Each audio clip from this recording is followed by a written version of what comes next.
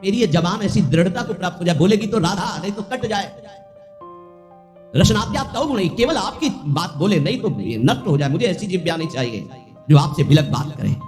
दृढ़ी हो, मुझे दृढ़ कर दो इस वाणी को, मेरी रसेंद्री को आपका उच्छिष्ट पाए, मेरी वाकेंद्री को आपका गुणगान करे, बस मुझे नहीं चाहिए और कुछ। राधा राधा राधा, क्या दुर्लभ रह जाएगा, क्या चाहिए। अलग झपकने को निमेष कहते हैं। इतने में राधा के प्रीतम ने अनंत ब्रह्मांडों का सृजन कर दिया। ऐसी किशोरी जो हमारी है और ऐसी किशोरी जो के अधीन लाल जो है, मुझे क्या चाहिए समझ में नहीं आता। कोई पदाधिकारी हाथ मिला दे तो छाती फुला के गर्भ में घूमोगे, वो पता नहीं दोबारा तुमसे मिले कि ना मिले, तुम्हारी बात समझ पाए कि ना समझ पाए। अनंत ब्रह्मांडों के स्वामी को अधीन रखने वाली प्रिया जो कह रहे तू मेरा है, तभी हमारे हृदय में निकलता है हमारे माई श्यामा जी को। ध्यान रखना, अगर प्रियाजू ने स्वीकार न किया होता तो वाणी से नहीं तुम बोल सकते कि मेरी प्रियाजू, ये तभी बोल सकते हो जब प्रियाजू ने स्वीकार किया है। तभी यहाँ बैठे हो वृंदावन में प्रियाजू के घर में, तभी आप प्रियाजू के निज जनों से प्रियाजू की बात सुन रहे हो। स्वीकार करो पहले कि प्रियाजू ने तुम्हें स्वीकार किया है। हे स्वामिनी जू, मुझे ऐसी दृढ़ता दे दो, निर्माणा भवत रसनात्या तव गुणई, मेरी जवान अनन्य हो जाए, केवल राधा यश गान करे, राधा बोले। सदा स्थातुम कांखे विपिन वर कुंजे तव नवयो। प्रियाजू, मेरे शरीर को ऐसा कर दो कि वृंदावन छोड़ के न जाए। ऐसा रोग दे दो, ऐसी परिस्थिति दे दो, ऐसी घटना कर दो कि वृंदावन से कभी बाहर जाने लायक न रहे। बड़ी कृपा। घबरा जाएगा हृदय, रोग दे दो। नहीं, हमें कहीं भी रखो, रोग मत देना। भव रोग तो लगा ही आया, उसको तो तुम जान ही नहीं पा रहे, जो तुम्हें बार बार जन्म मरण, ऐसा कैसा कष्ट है। जी मानो योनि में आया, गर्भ में आया, 9 महीना रहा, मर गया, फिर दूसरे गर्भ में गया। क्या दुर्गति है जीव, समझ पाते। मानो योनि में हुआ, ऐसी जगह जन्मा, उठा के फेंक दिया, उठा के फेंक दिया, जैसे कोई डस्टबिन में कूड़ा फेंकता है। क्या दुर्गति है जीव, समझ नहीं पाते। आज तुम विवेकवान हो, बुद्धिमान हो, स्वस्थ हो, प्राप्त कर लो प्रभु को, नहीं कल पछताना पड़ेगा।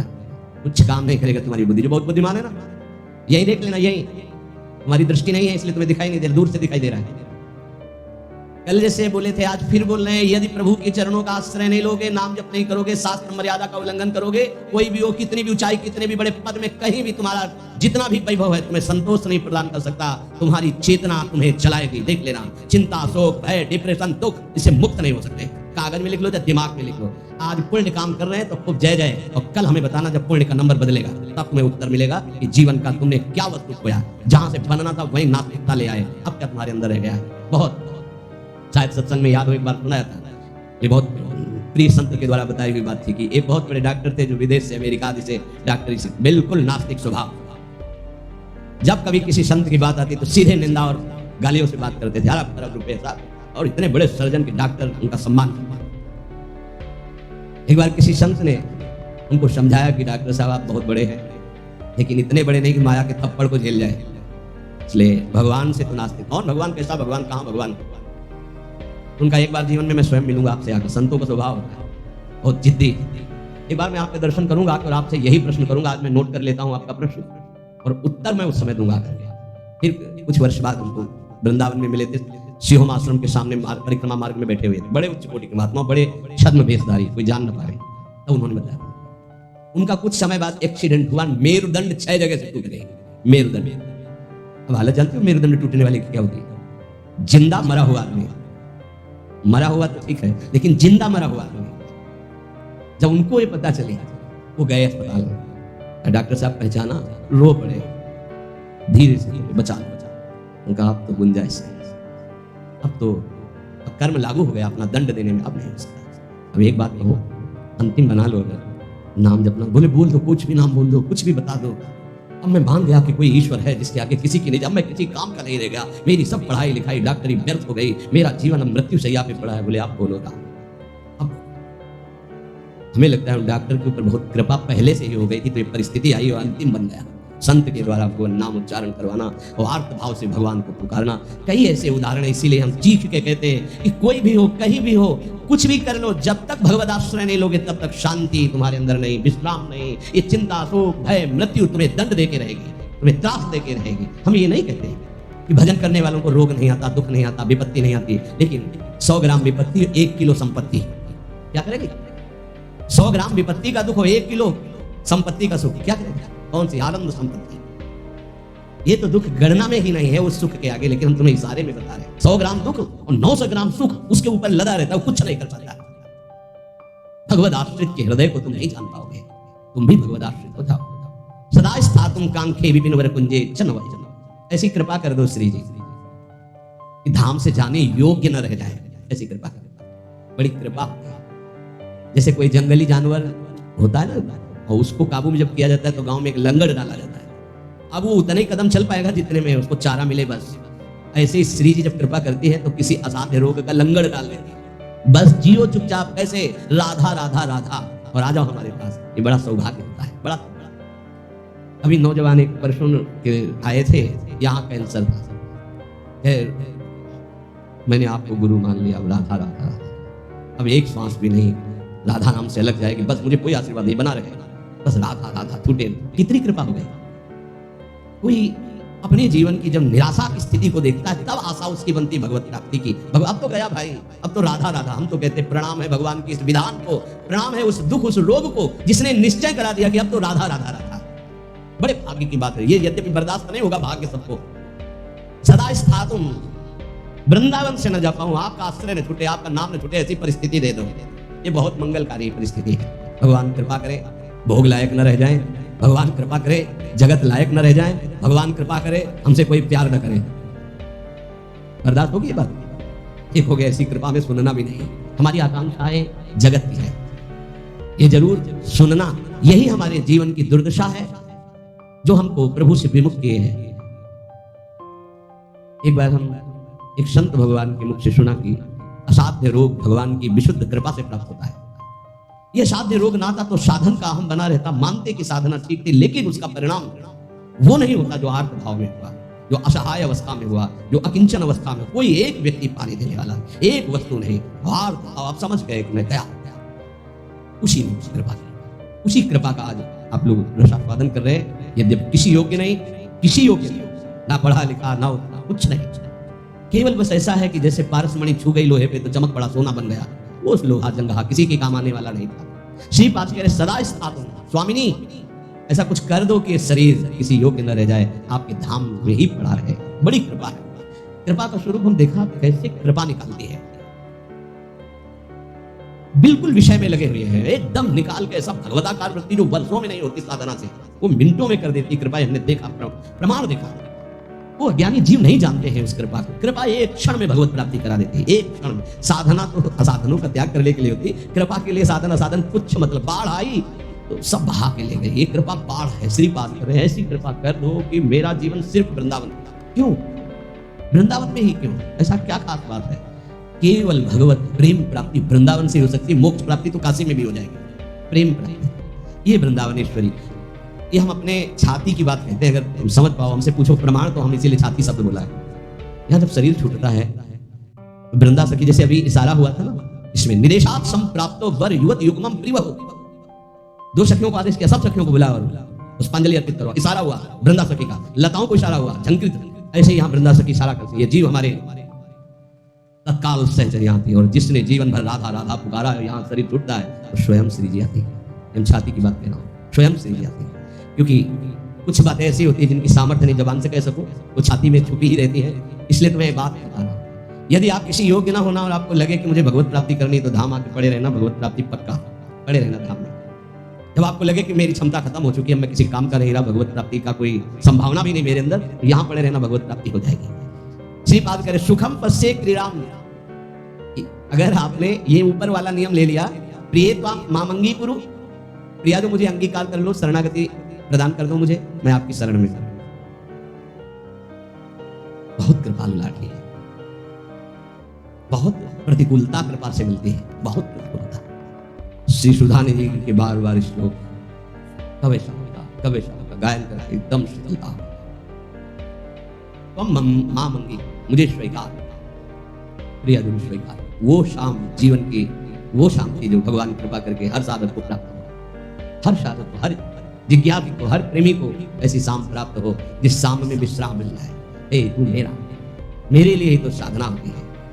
मैं जब कह रही हूँ तू मेरा, फिर तेरे को क्या चिंता। अब जैसे कोई युवराज पद पर अभिषिक्त हो जाए तो उसे कोई संशय थोड़ी रहता है। ऐसे हर समय आनंद मस्ती रहती है, भयंकर पीड़ा की स्थिति में भी मन नाचता रहता है, केवल एक बात के लिए कि मेरी स्वामिनी ने मुझे स्वीकार कर लिया। इसीलिए मन से, प्राणों से, रोम रोम से केवल एक बात है, राधा राधा राधा। ये हम किसी पक्षपात की बात नहीं कह रहे, आप मान लीजिए, फिर आप देख लीजिएगा, आप मान लीजिए। बहुत बड़ी बात कह रहा हूं बार बार हृदय से। हमारी स्वामिनी का ऐसा स्वभाव, ऐसा प्रभाव अद्वितीय है, ना ऐसा सुना, न देखा, ना अनुभव किया। सुखम पश्ये क्रीड़ाम प्रणय रस युक्ताम की युवयो। मैं सुख पूर्वक इस वृंदावन की भूमि में पड़ा पड़ा प्रेम दृष्टि से अपने युगल सरकार की लीला को देखता रहता। गुरु कृपा ही केवल, गुरुदेव की कृपा से ही ये निष्ठा प्राप्त होती है। वृंदावन वृंदावन, प्राण वृंदावन, जीवन वृंदावन, सर्वस्व वृंदावन। एक दिन बैठे बैठे हृदय से स्फुरित हुआ था, तो एक दो बार गाया। ये हृदय की पूरी मनन की हुई बात आपको जो एक दो बार पद गा करके सबको सुना, ये हृदय से क्यों? राधा नाम है जीवन हमारा, राधा नाम प्राण आधार है, राधा नाम है कर्ता विधाता, ये राधा नाम पालनहार है। राधा नाम सबका पूज्य है, राधा नाम का पूजन करें, राधा नाम के ही ध्यान से हम शुद्ध अपना मन करें। राधा नाम के जप ध्यान से प्रेम बढ़ता जाएगा, राधा नाम ही हमें प्रेम में निकुंज तक पहुंचाएगा। इस पूरा जीवन का साथ, ये हमारा जीवन है, ये प्राण है, यही हमारा कर्ता, यही हमारा विधाता, विधान बदलने वाला है, यही हमारा सर्वस्व है, यही हमें निकुंज तक पहुंचाएगा। विश्वास करना दे। पड़ा रहूं इस रज में, राधा राधा पुकारता रहूं। कैसी इस रज की महिमा। श्री भट्ट देवाचार्य जी कहते हैं, अगर इस रज के बाहर संपत्ति की तो बात जाने दो, हरि भी खड़े होंगे तो आंख उठा के नहीं देखूंगा। विभिन्न राज सीमा के बाहर हरि को ननिहार, रे मन वृंदा विपिन। शरवत सगुण निराकार की भावना में विराजमान वृत्ति के द्वारा सब हो जाता है। सगुण निराकार जैसे राधा, ये हमारा रूप है आराध्या, लेकिन मुझे दिखाई नहीं दे रहा। सर्वत्र वही है, भावना करते हैं अव्यक्त रूप से, निराकार रूप से, सगुण निराकार। सगुण हमारे प्रभु राधा वल्लभ जी, आकार ये सब है, लेकिन इनके अंदर वो विराजमान है। यहां से संसार से जीवन मुक्ति अब समिट गई, पूरी ममता अपने प्रिया प्रीतम के चरणों में, तब ये प्रेम का प्रादुर्भाव होता है। भगवान से मनाना चाहिए कि हमारी बुद्धि को नष्ट कर दो। ये जो बहुत ज्ञान विज्ञान चलती है बुद्धि, प्रभु बस इसको इतना कर दो कि राधा राधा राधा राधा राधा, बस इतने में स्थित हो जाए, ना कोई तर्क आवे और ना कोई हमारी जानकारी की इच्छा रह जाए। उपासक के अंदर प्रश्न की धरा ही नहीं होनी चाहिए। जो हमको मिला इसके आगे हमको जानना ही नहीं चाहते, उससे सब कुछ प्रकट हो जाएगा। सच्ची मांगिए, जीवन में कभी किसी से प्रश्न नहीं हुआ, कभी किसी से, गुरुदेव की सेवा, वो भी उपासना संबंध से। वैसे गुरु कृपा से सब प्रश्नों का समाधान होता है, वो मिलान के लिए।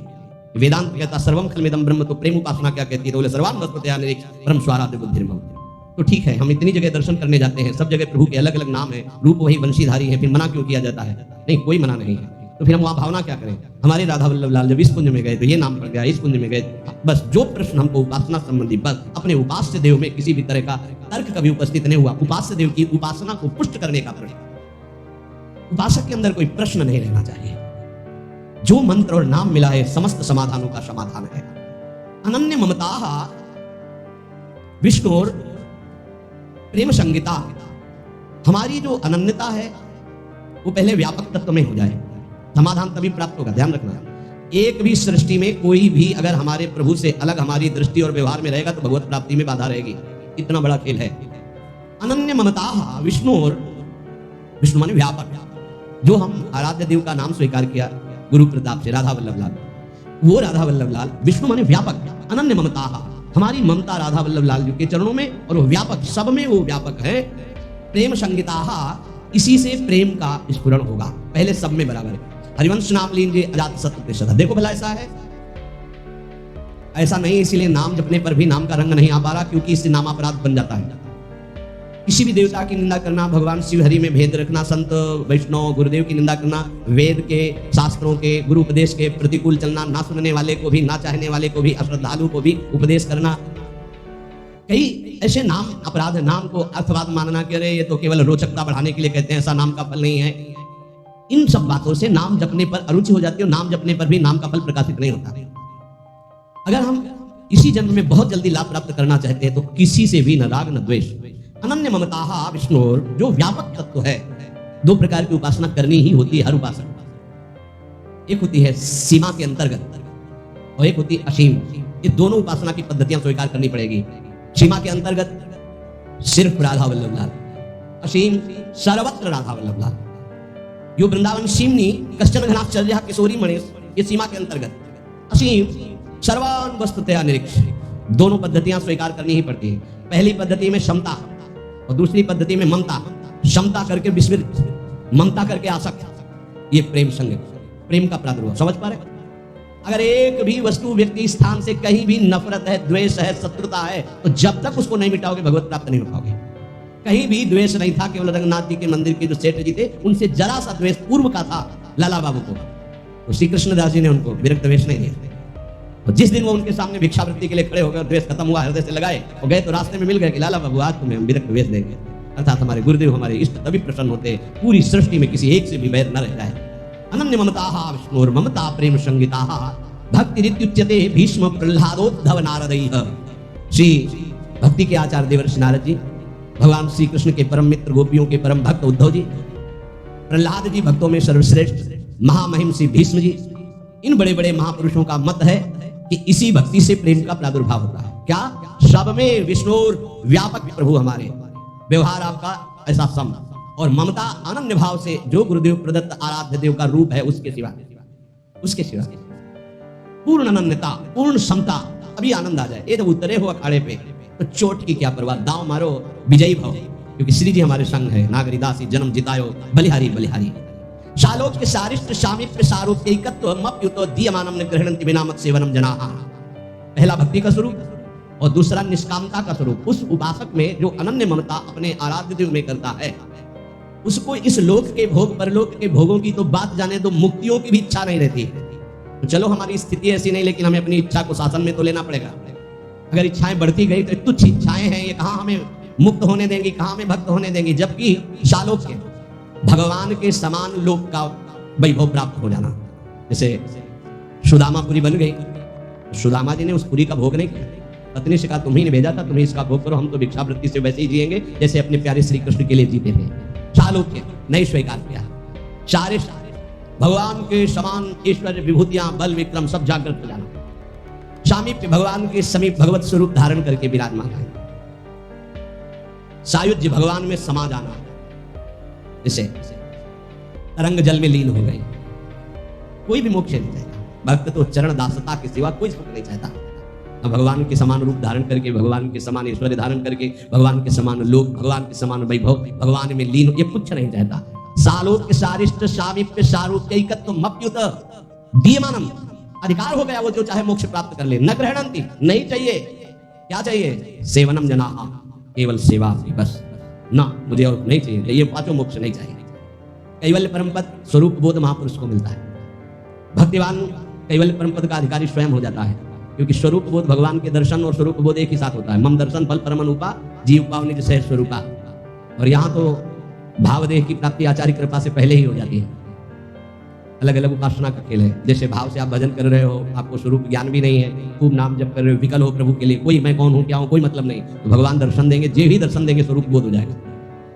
प्रेम उपासना में जे भी प्रियादु से आसक्ति बढ़ती है तो आचार्य चरण भावदेव प्रदान कर देते हैं, वहां स्वरूप पहले ही बोध हो गया। वो केवल परम पद का अधिकार प्राप्त करके उसका त्यागी प्रेम मार्ग में आगे बढ़ जाता है। सच्चिदानंद प्रभु के भजन में कैसे भी लग जाओ, मंगल ही मंगल है। इसके लिए तुम्हें थोड़े दिन यत्न करना जरूरी है, प्रयास करना जरूरी है। प्रारंभ में कहने लगते हैं मेरे से भजन नहीं होता, तो भजन तो सिद्धों से होता है, तुम्हें कैसे होने लगेगा? तुम्हें करना पड़ेगा। लोभ जगाओ सत्य वस्तु की प्राप्ति के लिए, सब कुछ मिल जाएगा। जैसे ही लोग, अज्ञानी लोग कहते हैं तुम कहते हो तो नाम जपने से हमें भोजन मिल जाएगा क्या? तुम चिंता मत करो। तुम्हें अगर विश्वास हो, जो हम तुम्हें नाम दे रहे हैं राधा राधा, ये अखिलपति भगवान को अधीन कर लेता है। यार भोजन में गिर गए तुम, कि भोजन पता नहीं मिलेगा कि नहीं मिलेगा। और हमने ये कभी नहीं कहा कि आप ऐसे हाथ में हाथ धर करके राधा राधा बोलो। हमने कहा अपने कर्तव्य का पालन करते हुए करो, कर्म करो, कुछ कायर नहीं बनो, जबान से राधा राधा बोलो और अपने कर्तव्य का पालन करो, सब ठीक हो जाएगा। कर्तव्य कर्म से तुम्हें व्यवहार सामग्री मिलेगी और राधा नाम तुम्हें परमार्थ में बलशाली बना देगा। लेकिन ये अज्ञानी जी समझते नहीं। एक बार भगवान शंकराचार्य जी आद्य गुरु, वो गंगा के किनारे देखा कि दो मछुआरे ऐसे समाधि लगाए मानो बैठे हो, बड़ी एकाग्रता से। वो बंसी जब डाली जाती है और जरा सा हिली तो ऐसे, वही भैया कितना समय बैठते हो? बोले सुबह से शाम तक। महाराज क्या मिलता है? महाराज कुछ मछलियां मिल जाती हैं, बेचते हैं, परिवार का पोषण होता है। कितने रुपया मिलते हैं? बोले इतने मिल जाते हैं। बोले ठीक है। इतना रुपया तुम्हें देंगे, भोजन देंगे, वस्त्र देंगे। 4 मठों की स्थापना उस समय हो चुकी थी। चलो मठों में विराजमान हो, नारायण नारायण का कीर्तन करो, बढ़िया भोजन मिलेगा, वस्त्र मिलेगा, महीने में इसके अनुपात से रोज के अनुपात मछली मारना बंद करो। चले गए, बैठा रखो और करो नारायण नारायण। बैठ गए, उनके सामने तो शुरू किया नारायण नारायण, जो ही हो गए फिर भाग गए, फिर मछली मारने लगे। फिर भगवान शंकराचार्य जी गए और उनका तुम भाग क्यों आए? बोले अपना भोजन अपना पैसा सब आप रखो, हमसे वो नहीं होगा, हमें जो सुख मिलता है मछली मारने में, नारायण नारायण। अब वो साधक तो है नहीं। बोले हमको नहीं चाहिए तुम्हारा भोजन और रुपया। समझो, आप खिलवाड़ मत समझे। हर सुख सुविधा प्राप्त होने पर भी मन को रोक पाना, ये बड़े बहादुर हैं, ये बड़े वीर हैं जो श्री जी के लिए अपने समस्त संबंधों को स्वाहा करके और आगे कदम बढ़ा रहे। खिलवाड़ ना समझो। उनको कहा गया कि तुम्हें मछली मारने से जितना मिलता है प्रति महीने मिलेगा, कोई चिंता नहीं, खाओ पियो, नारायण नारायण नहीं करते हैं। क्योंकि मना स्थिति जब तक राजी नहीं तब तक कैसे हो? मना स्थिति को प्रभु में राजी करने वाले, इसीलिए सतरथ सतरथ साल लोकांत है। तो आप सबसे प्रार्थना है, भजन सिद्धों का होता है, साधकों का नहीं। साधकों को प्रारंभ में बिना रुचि के, बिना भाव के, बिना स्वाद के भजन करना पड़ता है, और भजन ही हमारे जीवन को परम सुख में पहुंचाएगा। आत्यंतिक दुख की निवृत्ति, जहां लेस मात्र भी दुख नहीं प्यारे, वहां पहुंचने की बात कही जा रही है। इसलिए आप बात मान जाओ, क्योंकि ये ऐसी कोई वस्तु नहीं कि हम खरीद के आपको खवा दें, ऐसी कोई बात नहीं जो हम आपको दिखा दे। बस वाणी से कह के असमर्थ होकर के बस कहते हैं कि आप मान लो बात। राधा राधा राधा राधा, जो आपको कर्तव्य मिला है उसे पूजा मानो और नाम जप करो, निहाल हो जाओगे, मस्त हो जाओगे, कोई भी तुम्हें परास्त नहीं कर पाएगा, हारते हुए भी जीत जाओगे, अगर प्रभु से विमुख रहे तो जीतते हुए भी हार जाओगे। ये बात ध्यान रखना जीवन की। नाम है तो सब कुछ है, नाम छूटा तो कुछ नहीं। इतनी बात लिख लो। ये हम केवल पूरी भावुकता में नहीं कहते, किसी पक्षपात में नहीं कहते, शास्त्र प्रमाणित जीवन का